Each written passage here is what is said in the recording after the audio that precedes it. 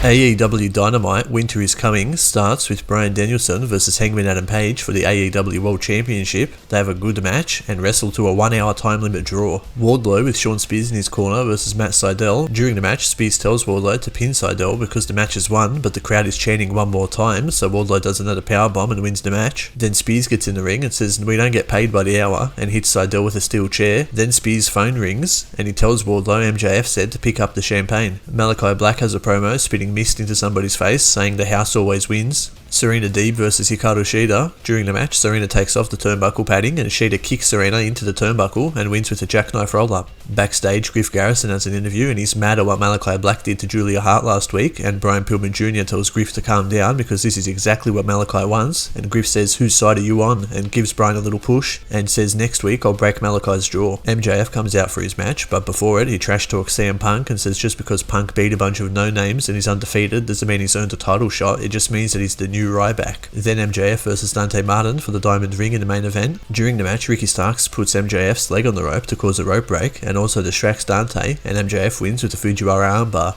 After the match, FTR, Dax Harwood and Cash Wheeler come out to celebrate with MJF, then the lights go out, and when they come back on, Sting and Darby Allin are in the ring, and they attack FTR and MJF, then CM Punk comes out to even up the numbers, and Punk says next week MJF and his friends versus Punk and his friends. We'll see you next week for the next Dynamite highlight.